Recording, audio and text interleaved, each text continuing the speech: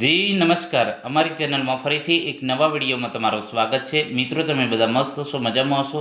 મિત્રો, આવનારી ભરતી જીએસઆરટીસી હેલ્પર માટે ખૂબ જ ઉપયોગી બેઝિક ફિટર એમસીક્યુ, જેનું ગુણભાર 7 થી 8 માર્ક્સનું હેલ્પરની પરીક્ષામાં હોય છે। તો મિત્રો, આ પણ ફિટરના જે બેઝિક એમસીક્યુ છે એ પણ મહત્ત્વના છે, કારણ કે 7-8 માર્ક્સ એના પૂછાતા હોય છે।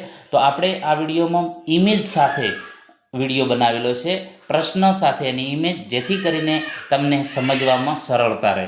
તો મિત્રો, આવનારી જે હેલ્પરની જે ભરતી છે ટૂંક સમયમાં જાહેર થશે, એનું નોટિફિકેશન જાહેર થશે ટૂંક સમયમાં। હમણાં એનું વેઇટિંગ લિસ્ટ જાહેર થયું છે, તો એના પછી મિત્રો ટૂંક સમયમાં આવી જશે। ઘણા મિત્રો કહે છે ટૂંક સમય એટલે શું? તો મિત્રો, ટૂંક સમય એટલે જીએસઆરટીસી જે નક્કી કરશે હવે થોડા સમયમાં આવી જશે, કારણ કે કંડક્ટર ડ્રાઈવર માટેની જે ભરતી જાહેર થઈ છે, હવે હેલ્પર માટેની પણ આવી જશે। એટલે ચિંતા કર્યા વગર તૈયારી ચાલુ રાખો, 100% ભરતી આવશે અને 2300+ જગ્યાઓ આવશે। મિત્રો, સમય પછી નહીં હોય તો અત્યારે જે સમય મળ્યો છે તો એ સમયનો સદુપયોગ કરી લો, કારણ કે આ વખતે એના જે નિયમો પણ બદલ્યા છે અને ભરતી 100% આવવાનું કારણ શું છે કે કારણ કે એના નિયમો પણ બદલાયા છે। જ્યારે કોઈ ભરતી આવવાની હોય તો એમાં નિયમોમાં કોઈ ફેરફાર કરવાના હોય તો પહેલાં એના નિયમોમાં ફેરફાર થાય અને પછી ભરતી જાહેર થતી હોય છે। તો કંડક્ટર ડ્રાઈવરમાં ભરતી આવી ગઈ છે, એના જે નિયમો ફેરફાર થયા હતા, હવે હેલ્પરના પણ નિયમોમાં ફેરફાર થયા છે, ટૂંક સમયમાં આવી જશે। અને સૂત્રોના માહિતીના આધારે પણ એવું જાણવા મળ્યું છે કે ભરતી 100% ટૂંક સમયમાં અમે જાહેર કરીશું। એટલે મિત્રો, તૈયારી કરો। સમય થોડો કદાચ આખો પાછો થઈ શકે, 1 મહિનો, કદાચ 2 મહિના લાગી શકે, અથવા તો જલ્દી પણ આવી શકે।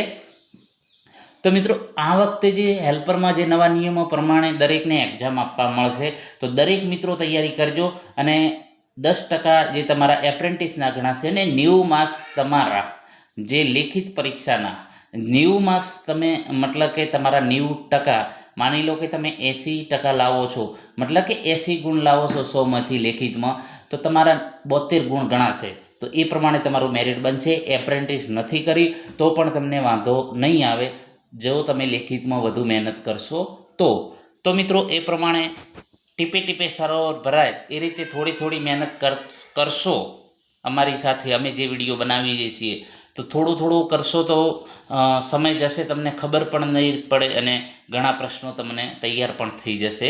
તો મિત્રો, આવનારી પરીક્ષામાં ખૂબ જ ઉપયોગી, આવનારી જે હેલ્પરની જે છે ભરતી, બરાબર, એના માટે અને બીજી પરીક્ષાઓ, આઈટીઆઈની જે બીજી પરીક્ષાઓ માટે પણ ઉપયોગી છે, ને અન્ય ગુજરાત સરકારની કોઈ પણ ફિટર લેવલની પરીક્ષા માટે પણ, ફિટર મિકેનિકલ માટે ખૂબ જ ઉપયોગી છે। તો ચાલો મિત્રો, સમય ન બગાડતા, તો મિત્રો અહીં તમે જોઈ શકો છો, ઇમેજ પણ સાથે છે।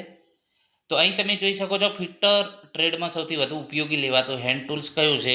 તો ફિટર ટ્રેડમાં સૌથી વધુ ઉપયોગી લેવાતું હેન્ડ ટૂલ્સ છે સ્પેનર। અહીં તમે જોઈ શકો છો, જેને આપણે ગુજરાતીમાં જે સાદી ભાષામાં પાનું કહીએ છીએ। એના પછી બીજા નંબરનો પ્રશ્ન, વર્કપીસને મજબૂત રીતે પકડવા માટે કયું સાધન વપરાય છે?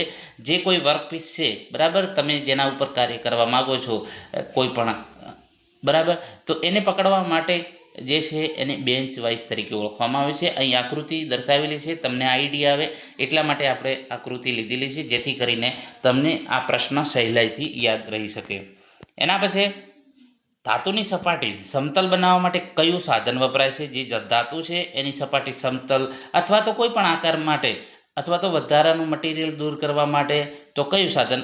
તો ફાઇલ જે છે એ વપરાય છે। અહીં તમે આકૃતિ જોઈ શકો છો ફાઇલની, બરાબર, તમે કામ કરેલું છે, પ્રેક્ટિકલ કામમાં અલગ અલગ જોબ બનાવ્યા છે, બરાબર। એના પછી ધાતુ કાપવા માટે કયું સાધન વપરાય છે? તો ધાતુ કાપવા માટે જે છે હેક્સો વપરાય છે। અહીં હેક્સોની આકૃતિ પણ આપેલી છે, બ્લેડ અને હેક્સો, બરાબર, ફિટિંગ કરેલું છે, બ્લેડ જે છે હેક્સોમાં ફિટિંગ કરેલું છે। માપ લેવા માટે સૌથી વધુ સામાન્ય સાધન કયું છે? માપ લેવા માટે સૌથી સામાન્ય સાધન છે સ્ટીલ રૂલ। સ્ટીલ રૂલની આકૃતિ અહીં તમે જોઈ શકો છો, આપેલી છે, જે સ્ટીલની બનેલી હોય છે। એના પછી માર્કિંગ કરવા માટે કયું સાધન વપરાય છે? તો માર્કિંગ કરવા માટે સ્ક્રાઇબર વપરાય છે। અહીં સ્ક્રાઇબરની આકૃતિ પણ આપેલી છે, તમે કામ પણ કરેલું છે જોબ બનાવતી વખતે, બરાબર, તો તમને આઈડિયા આવે વધુ ઇમેજ હોય તો, બરાબર, એટલા માટે આપણે એની આકૃતિ પણ લીધેલી છે।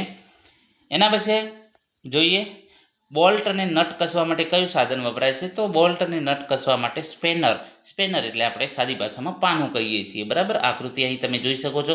ચીજલ પર પ્રહાર કરવા માટે શું વપરાય છે? તો ચીજલ પર પ્રહાર કરવા માટે બોલપેન હથોડી વપરાય છે. અહીં તમે બોલપેન હથોડીની આકૃતિ જોઈ શકો છો. આ ટાઈપની જે હથોડી છે એને બોલપેન હથોડી તરીકે ઓળખવામાં આવે છે.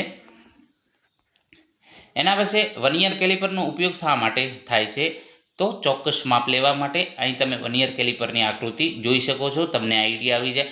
ફિટર ટ્રેડમાં સૌથી સલામતી માટે સૌથી મહત્વનું શું છે? તો પીપી, બરાબર, જેમાં આપણે સેફ્ટી ગોગલ્સ છે વગેરે પહેરવા, બરાબર. પીપી ફિટર ટ્રેડમાં સલામતી માટે સૌથી મહત્વનું શું છે? તો પીપીઈ, બરાબર. દરેકને અહીં આકૃતિ તમે જોઈ શકો છો, જેમાં ગોગલ્સ છે, સેફ્ટી શૂઝ છે, પછી હેન્ડ ગ્લોવ્સ છે, બરાબર. એના પછી બીજા જે પ્રશ્નો છે મહત્વના, સેન્ટર પંચનો ઉપયોગ શું છે? તો મિત્રો સેન્ટર પંચનો ઉપયોગ શું છે? તો કે ધાતુ પર ડ્રિલિંગ પહેલાં નિશાન કરવા. સેન્ટર પંચની આકૃતિ આપેલી છે, તમે જોઈ શકો છો. એમાં પછી ટ્વિસ્ટ ડ્રિલનો ઉપયોગ શા માટે થાય છે? તો અહીં જે ટ્વિસ્ટ ડ્રિલ છે, બરાબર, તો એનો ઉપયોગ શા માટે થાય છે? તો છિદ્ર અથવા તો હોલ બનાવવા માટે. એના પછી જોઈએ 90 એંગલ કોણ અથવા તો ખૂણો તપાસવા માટે કયું સાધન વપરાય છે? તો ટ્રાય સ્ક્વેર જે અહીં આપણે આપેલું છે આકૃતિમાં તમે જોઈ શકો છો. ટ્રાય સ્ક્વેર આપણે સાદી ભાષામાં ખૂણીઓ પણ કહીએ છીએ, કોણ પણ કહીએ છીએ, બરાબર. અલગ અલગ જેને યોગ્ય લાગે એ પ્રમાણે અલગ અલગ જે સાદી ભાષામાં એને, પરંતુ આપણે જે છે એન્જિનિયરિંગ ભાષામાં આપણે ટ્રાય સ્ક્વેર તરીકે ઓળખીએ છીએ. બહારનો વ્યાસ ચોક્કસ માપવા માટે કયું સાધન યોગ્ય છે? તો આઉટસાઇડ માઇક્રોમીટર. અહીં તમે જોઈ શકો છો માઇક્રોમીટરનો જે આકૃતિ આપેલી છે, બરાબર. આઉટસાઇડ બહારનો જે માપ માટે. હેક્સો બ્લેડના દાંતા જે ટીથ કઈ દિશામાં હોવા જોઈએ? તો અહીં તમે જોઈ શકો છો આકૃતિ આપેલી છે, તો આગળની તરફ હોવા જોઈએ, બરાબર. જે હેક્સો બ્લેડના દાંતા કઈ દિશામાં? આવા પ્રશ્નો મિત્રો પૂછાય છે 100%, બરાબર. તો વારંવાર આવા પ્રશ્નો પૂછાતા હોય છે અને આવા પ્રશ્નો પર આપણે ધ્યાન વધુ નથી દેતા. એના પછી સ્ક્રૂના આંતરિક થ્રેડ બનાવવા માટે કયું સાધન વપરાય છે? સ્ક્રૂના આંતરિક થ્રેડ બનાવવા માટે ટેપ વપરાય છે. ટેપની આકૃતિ તમે જોઈ શકો છો. અગાઉની પરીક્ષામાં જે હેલ્પરની પરીક્ષામાં આ પ્રશ્ન પૂછાયેલો. બાહ્ય થ્રેડ બનાવવા માટે કયું સાધન વપરાય છે? તો બાહ્ય થ્રેડ એક્સટર્નલ થ્રેડ બનાવવા માટે ડાઈ વપરાય છે. ડાઈની આકૃતિ અહીં તમે જોઈ શકો છો. વર્નિયર કેલિપરની લિસ્ટ કાઉન્ટ સામાન્ય રીતે કેટલી હોય છે? તો વર્નિયર કેલિપરની લિસ્ટ કાઉન્ટ છે 0.02 mm. માઇક્રોમીટરની જણાવજો કોમેન્ટ બોક્સમાં જો તમને ખ્યાલ હોય તો, કારણ કે વર્નિયર ને માઇક્રોમીટરની લિસ્ટ કાઉન્ટ કોઈ પણ એવી એક્ઝામ નહીં હોય જેમાં ન પૂછાતી હોય. દરેક પરીક્ષામાં પૂછાય છે, કાં તો માઇક્રોમીટર કાં તો વર્નિયર કેલિપર. એના પછી જોઈશું નીચેનામાંથી કયું સાધન માર્કિંગ ટૂલ નથી? તો આમાં કયો જે છે માર્કિંગ ટૂલ નથી? સ્ક્રાઇબર, ડિવાઈડર, સેન્ટર પંચ એ માર્કિંગ ટૂલ છે, જ્યારે કોમ્બિનેશન પ્લાયર એ જે છે માર્કિંગ ટૂલ નથી. ફિટર શોપમાં કામ કરતા શરૂ કરવા પહેલાં શું કરવું જોઈએ? તો સાધનો અને પીપીની તપાસ કરવી જોઈએ. એના પછી એ બધી વસ્તુ છે કે નહીં પછી જ કામ ચાલુ કરવું એ પહેરીને, બરાબર. તો મિત્રો એના પછી નેક્સ્ટ પ્રશ્ન છે ડિવાઈડરનો મુખ્ય ઉપયોગ શા માટે થાય છે?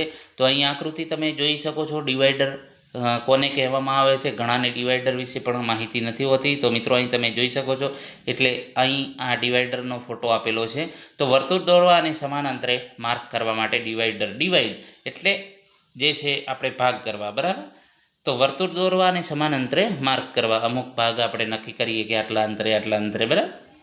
એના પછી હેક્સો બ્લેડનું ટીપીઆઈ ટીથ પર ઇંચ શું દર્શાવે છે? તો અહીં તમે જોઈ શકો છો ટીપીઆઈનું ફૂલ ફોર્મ પણ પૂછી શકે, બરાબર. તો 1 ઇંચમાં દાંતાની સંખ્યા, ઓપ્શન એ સાચો જવાબ છે. 1 ઇંચમાં દાંતાની સંખ્યા કેટલી છે એને ટીપીઆઈ, એના આધારે આપણે નક્કી કરતા હોય છે કે ભાઈ આટલા ટીપીઆઈની જોઈએ, આટલા ટીપીઆઈની, બરાબર. તો અહીં આકૃતિ દર્શાવેલી છે. કયું સાધન આંતરિક વ્યાસ માપવા માટે ઉપયોગી છે? તો અહીં તમે જોઈ શકો છો કયું સાધન આંતરિક જે માપવા માટે, એ આંતરિક વ્યાસ માપવા માટે ઇનસાઇડ ડાયામીટર માપવા માટે તો ઇનસાઇડ કેલિપર, અહીં કેલિપરનો તમે ફોટો જોઈ શકો છો, બરાબર, જે અંદરનું માપવા માટે. ફાઇલિંગ કરતી વખતે ફાઇલ પર દબાણ કઈ દિશામાં આપવું જોઈએ તો અહીં આપેલું છે, તમે જોઈ શકો છો. તો ફાઇલિંગ કરતી વખતે જે આગળ ધકેલતી વખતે દબાણ આપવું જોઈએ, આગળ ધકેલતી વખતે. ઓપ્શન એ સાચો જવાબ છે. અહીં એન્જિનિયર ડ્રોઈંગમાં જે અહીં ડાયામીટર માટેનો જે ચિહ્ન બતાવેલું છે તો શું દર્શાવે છે તો એનો વ્યાસ, બરાબર. તો એ જે છે વ્યાસ દર્શાવે છે ડાયામીટર, પછી આ રેડિયસ, પછી એંગલ. અહીં નિશાનીઓ આપેલી છે જે તમે અહીં જોઈ શકો છો. આકૃતિમાં આપણે અલગ અલગ દર્શાવીએ છીએ. તો એ જે છે એ આકૃતિ જે છે, બરાબર. તો અહીં તમે જોઈ શકો છો એના અલગ અલગ માપ દર્શાવેલા છે. ડાયામીટર માટે શું દર્શાવવું, રેડિયસ માટે, એંગલ માટે, થિકનેસ માટે, બરાબર. તો મિત્રો આ જે છે મોસ્ટ આઈએમપી જે છે પ્રશ્નો છે, આવનારી પરીક્ષામાં ખૂબ જ ઉપયોગી સાબિત થશે. તો મિત્રો અમારી ચેનલને જો સબસ્ક્રાઈબ ના કરી હોય તો સબસ્ક્રાઈબ કરી લેજો. આપણે સમગ્ર ગુજરાતમાં ફ્રી એજ્યુકેશન મિશન ચાલુ કરેલું છે, એક જે છે મિશન, તો જેમાં દરેકને ફ્રીમાં શિક્ષણ આપવું. તો તમે પણ જોડાઈ જાઓ અને બીજા મિત્રોને પણ જોડો, જેથી કરીને આવનારી પરીક્ષામાં તમને પણ ફાયદો થાય, બીજા મિત્રોને પણ ફાયદો થાય. અને જે છે અગાઉ હેલ્પરમાં ઘણા મિત્રો પાસ થયેલા છે, આજે નોકરી કરી રહ્યા છે.